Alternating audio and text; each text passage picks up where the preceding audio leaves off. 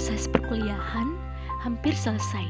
Sudah saatnya tiba di penghujung semester. Banyak pelajaran yang saya dapati dari kelas teologi dan komunikasi ini. Ya, inilah proses perkuliahan yang kami tempuh di masa pandemi ini. Meskipun virtual, kita juga sedang berkomunikasi antar satu sama lain, bukan?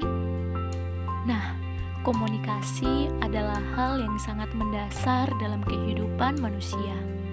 Dan komunikasi juga melintasi ruang dan waktu.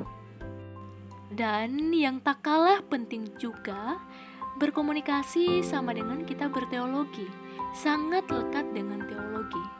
Keduanya sama-sama terkait dengan bahasa, dan keduanya juga sangat terkait dengan relasi antar sesama manusia dan juga kepada Sang Ilahi. Lantas, banyak persoalan dan perselisihan yang terjadi seperti intoleransi, kekerasan, kesalahpahaman, konflik antar satu dengan yang lainnya, ketidakpedulian, dan tidak ada pemberdayaan kepada mereka yang dengan disabilitas, dan lain sebagainya. Warga bentrok dan merusak beberapa fasilitas karena mereka menilai ada pengingkaran perjanjian dalam kesepakatan penundaan pembangunan gereja yang kini sedang ditangani oleh Pengadilan Tata Usaha Negara atau PT-UN. Diperlukan peran serta ketegasan dan keberanian masyarakat untuk terlibat melawan sikap intoleran untuk menangkal ancaman radikalisme. Sejak tahun 2014, Komnas Perempuan menyatakan Indonesia darurat kekerasan seksual. Angka kekerasan seksual pun meningkat setiap tahunnya. Bahkan selama tahun 2017 ada lebih dari 348.000 kasus kekerasan seksual terhadap perempuan atau meningkat 74% dari tahun 2016. Dari berdirinya Indonesia. Di ini kita serukan keadilan dan kesetaraan.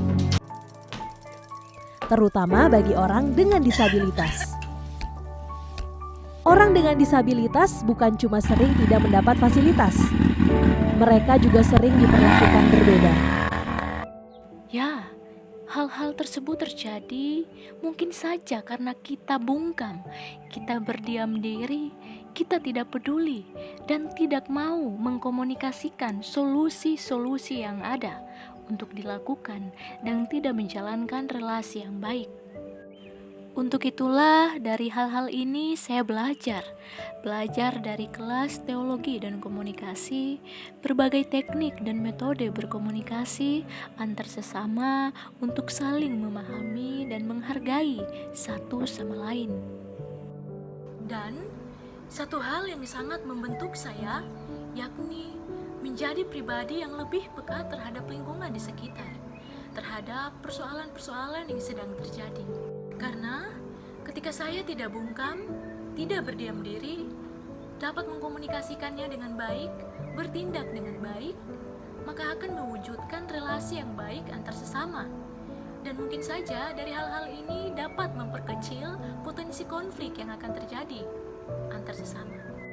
Dan jika ditarik lebih dalam lagi dalam ranah kekristenan, khususnya gereja, hal tersebut dapat membentuk saya sebagai persiapan menjadi pelayan yang mempunyai tanggung jawab yang harus dilakukan ke depannya, yakni menjadi pelayan yang peka, menjadi pelayan yang menghadirkan kerajaan Allah seperti yang dilakukan Allah lewat Yesus Kristus.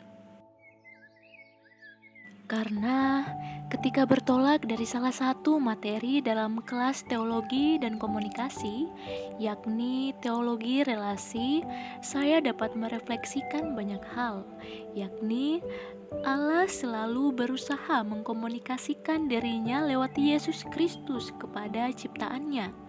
Bahkan ketika dosa membuat hubungan Allah dengan ciptaannya rusak, Allah terus melakukan perdamaian dengan ciptaannya, dengan manusia.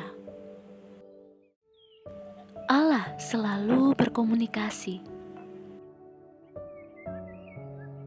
Untuk itu, saya merasa apa yang dilakukan Allah dalam diri Yesus Kristus, saya juga sudah sepatutnya harus melakukannya. Dan Saya juga sudah sepatutnya menghadirkan perdamaian dan relasi yang harmonis itu antar sesama. Saya juga harus bisa mengkomunikasikannya terus dalam setiap proses kehidupan dan perjumpaan dengan orang lain. Dengan membangun relasi yang baik, saling menghargai, peduli, dan saling memahami, karena demikianlah fungsi komunikasi. Dan menjadi pribadi yang terus mengkomunikasikan hubungan yang baik yang telah Allah ciptakan, yakni perdamaian dan keharmonisan untuk terus dikomunikasikan dalam perjumpaan dan relasi antar sesama. Inilah awal yang baik dan proses yang sangat membentuk. Untuk itu, saya ucapkan terima kasih kepada sosok yang telah memacu kami, yang telah mendidik kami untuk menjadi manusia dan terus memanusiakan manusia. Dan berterima kasih kepada ibu kami, kakak kami, dan sosok pendidik kami yang telah membentuk kami menjadi pelayan yang bertanggung jawab dan menjadi pelayan yang terus menyejukkan iklim pelayanan dari sekarang sampai seterusnya. Apa yang harus Anda lakukan sebagai mahasiswa yang magisterium et scholarium itu ya.